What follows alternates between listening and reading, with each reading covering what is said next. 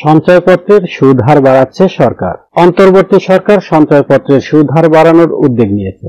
সুদ হার অন্তত 1% বাড়ছে বলে জানা গেছে। তবে 7.5 লাখ টাকা বা এর কম বিনিয়োগকারীরা সুদ কিছুটা বেশি পাবেন। জাতীয় সঞ্চয় স্কিমগুলোর সুদের হার পুনর্নির্ধারণ সংক্রান্ত প্রস্তাবে অনুমোদন দিয়েছে প্রধান উপদেষ্টা। শিগগিরই এ বিষয়ে প্রজ্ঞাপন জারি করবে অর্থ মন্ত্রণালয়ের অভ্যন্তরীণ সম্পদ বিভাগ। অর্থ মন্ত্রণালয়ের সূত্র জানায়, 1 জানুয়ারি থেকে সঞ্চয়পত্রের নতুন সুদ হার কার্যকর হওয়ার কথা। সঞ্চয়পত্রের সুদ হার 5 বছর ও 2 বছর মেয়াদী ট্রেজারি বন্ডের গড় সুদের হার সর্বশেষ 6 মাসের নিলামের ভিত্তিতে নির্ধারণ করা হবে। তবে 7.5 লাখ টাকা বা এর কম বিনিয়োগকারীদের সর্বোচ্চ 50 বেসিস পর্যন্ত প্রিমিয়াম যোগ হবে। এতে 7.5 লাখ টাকা পর্যন্ত বিনিয়োগে কিছুটা বেশি সুদ পাওয়া যাবে। নতুন পদ্ধতি প্রয়োগ করে জানুয়ারি থেকে আগামী জুন পর্যন্ত সময়ের জন্য সঞ্চয়পত্রে সম্ভাব্য সুদ হার নির্ধারণ করেছে সরকার। সেই হিসেবে 5 বছর মেয়াদী বাংলাদেশ সঞ্চয়পত্রে 7.5 লাখ টাকা বা এর কম বিনিয়োগকারীদের সুদ হার দাঁড়াবে 12.40%। এর বেশি অঙ্কের বিনিয়োগকারীদের সুদ হার দাঁড়াবে 12.37%। বর্তমানে 5 বছর মেয়াদী বাংলাদেশ সঞ্চয়পত্রে সুদ হার রয়েছে 11.28%। 3 বছর মেয়াদী 3 মাস অন্তর মুনাফা সঞ্চয়পত্রে 7.5 লাখ টাকা পর্যন্ত বিনিয়োগে সম্ভাব্য সুদের হার 12.30%।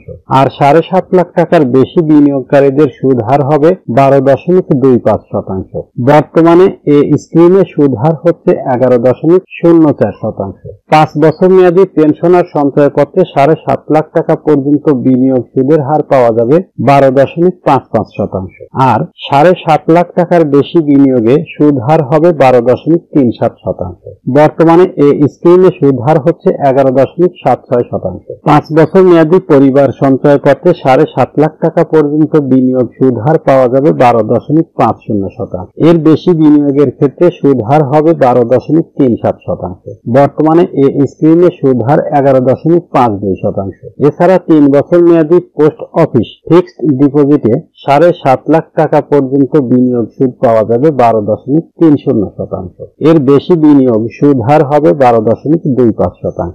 অনুমোদিত প্রস্তাবনায় বলা হয়, সরকারের নগদ ও ঋণ ব্যবস্থাপনা কমিটি জুন মাসে জুলাই-ডিসেম্বর সময়কালের জন্য এবং ডিসেম্বর মাসে জানুয়ারি-জুন সময়ের জন্য বিভিন্ন মেয়াদের সঞ্চয়পত্রে সুদের হার মেয়াদ পূর্তির পূর্বে নগদায়নের সুদ হার এবং প্রিমিয়াম নির্ধারণ করবে। তবে wage earners bond, US dollar investment bond ও ইউএস ডলার প্রিমিয়াম বন্ড এ সংস্কারের আওতার বহির্ভূত থাকবে। অর্থ মন্ত্রণালয়ের কর্মকর্তারা জানিয়েছে, স্থায়ী জামানতে সাধারণত 9 থেকে 11% সুদ দিচ্ছে ব্যাংকগুলো। তবে কোনো ব্যাংক 13% পর্যন্ত স্থায়ী আমানতে সুদ দিচ্ছে, যেখানে বর্তমানে সঞ্চয়পত্রের মুনাফা দেওয়া হচ্ছে 11 থেকে 11.5%-এর মধ্যে।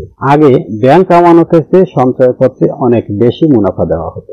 ব্যাংক আমানতের সঙ্গে সঞ্চয়পত্রের সুদ হারের সামঞ্জস্য আনতেই সুদ হার বাড়ানো হচ্ছে।